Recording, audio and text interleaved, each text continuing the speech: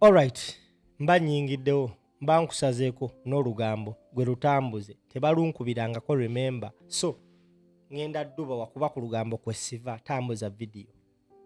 Oluvannyuma lw'omuvubuka amanyikibwa nga Ramesh okuvayo n'akola statement ebigambibwa okuba nti omugagga Harim Hirji yakabasanya baganda be nga bakyali bato.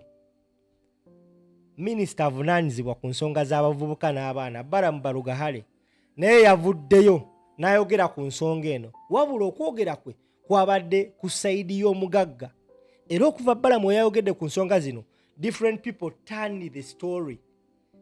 Ne kibeera nti omuvubuka yabadde ayogera batandise omulaba ng'omukyamu. Naw omuvubuka avuddeyo n'addamu Balaam. Kirabika Balaam eno famire agibaddemu era ebintu bino alabika abirimu. Omwana ayogedde bw'ati. Njagala owulirize story eno. Tambuza video.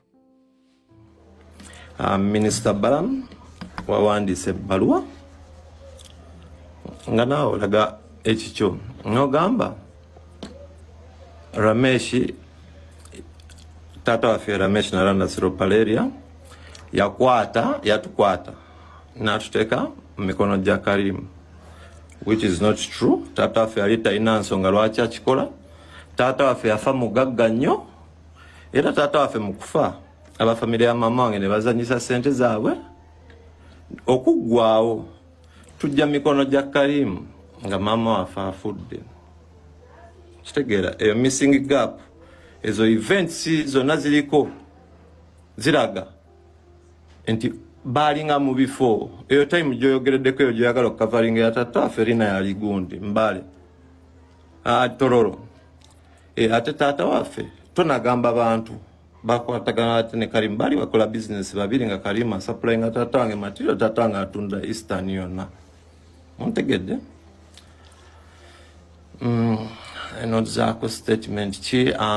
Harim yalabiranga abaana bonna nga atufaako mu bwenkanyi. Kyagamba mbwera wetukula yatuyamba n'atuwa ne capital yatugulira amamotoka. Ekintu kiriwo ekiti obwenkanyi tebusobola kubaawo nga watujja ewaffe mu kyalo ne batutuusa mu Kampala batuleesa otusomesa. Bakwata abaana abalenzi babiri nze n'Obama ne batuteeka mu ssomero ly'ekisulo. N'okwata buto bwaffe obubiri n'obuteeka mu mayumba ewa Grace. Kati awo ngamba nti yali akola bwenkanya. Fe ne batuteeka mu buloba.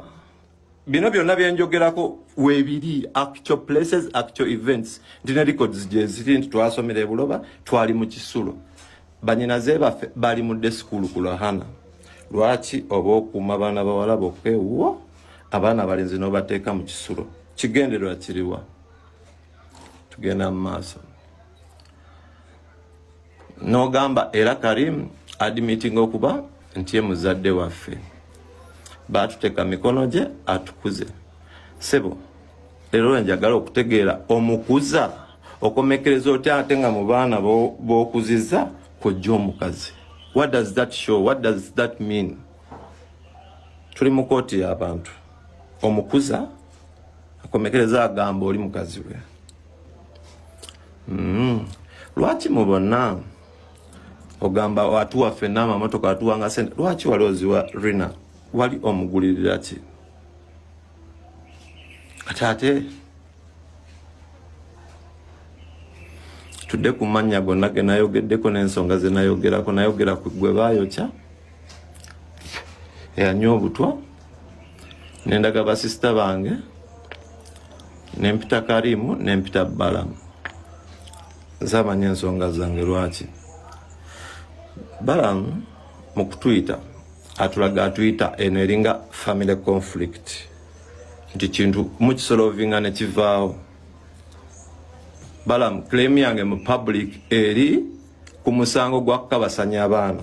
Temubuzaabuza ggwanga okukabasanya, which is a criminal case. Ekyo mugezaako gaslighting ekintu kyaffe ekitali kituufu. Gwe minisita w'abavubuka n'abaana ate mu statement yo n'olaga nti gwe Harim mentawo era omaze ebbanga ne Harim kubanga wakkiriza otumanyi kyenali njagala. Balaam mbuuza era gwe out of all ministries mukwano gwa Harim ne bakukwata ne bakuwa position nga gwe minister ow'abaana n'abavubuka, lwaki gwe mukwano gwa Harim minister w'abaana n'abavubuka anaatukolerera ffe?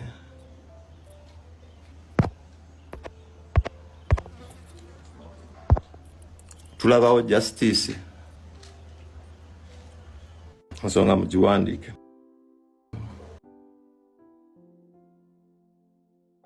Alright, owulidde ebigambo by'omuvubuka oyo. Gwe ssebo bannya bandaba. Mu story eno waliwo erinnya erimenshoningibwa Obama, mukulu w'abana abaana. Gwe atamanyi Obama, kyaddaaki ekifaananyi kye tukifunye. Oyo ye Obama, muganda w'abana abaana abalwanisa oba abalwana omugagga, abagamba omugagga yabakabaasanya. Ono family member yasazeewo ye ku sidelininga na mugagga. Mu mawulire ge tufuna mbu omugagga n'eggwanga alabika yali abulidde. Tali mu ggwanga, ayina oba oliawo yagenze ku mirimu emitongole. Naye n'omwana agamba tewaba muntu yenna yenna ayingira mu nsonga zino ng'aziteekako ebintu ebirala. Their main point is omugagga yakola ebyambiyone ku baana ab'obuwala. Justice is needed. Okuva Balaam weyayogedde olutambi lwabadde lukyuse.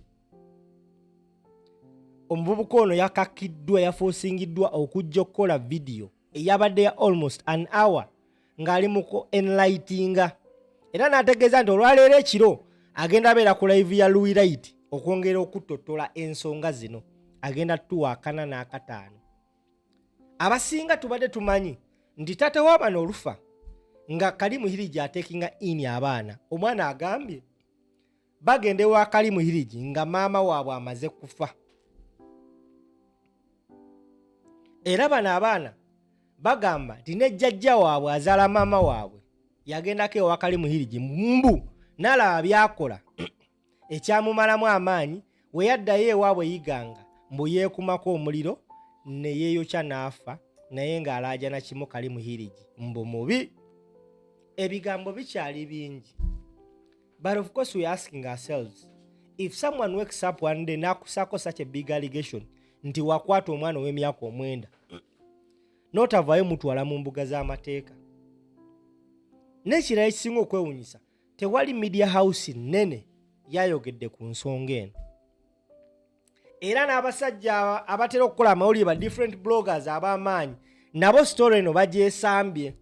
Ne tugamba wateekwa okubawo something fishy about this story. Either ng'omuvubuka ono alimba oba ng'omuvubuka ono ayogera mazima. Naye bino byonna Mukama Katonda yasinga omumanyi. Oyo gwolaba ku screen ye Obama, mukulu waabwe. Oyo gwolaba ku screen ye Ramesh, abadde alaajana ku nsonga z'okkabasanya baganda be. Agamba mukulu waabwe yabavaamu olw'okuba yali money-minded. Ye mukulu waabwe ali ku sayidi ya Harim era amukubira ekikopo. Okategedde? So, we are yet to know more. Era yagambye atandika butandisi akyalina bingi, wabula alabudde bonna abamutambaala ng'abamanyi mumwesonyiwe, muleme kuyingira mu nsonga ye, ayagala kuggusa nsonga ye. Eno story erimu ebintu bibiri.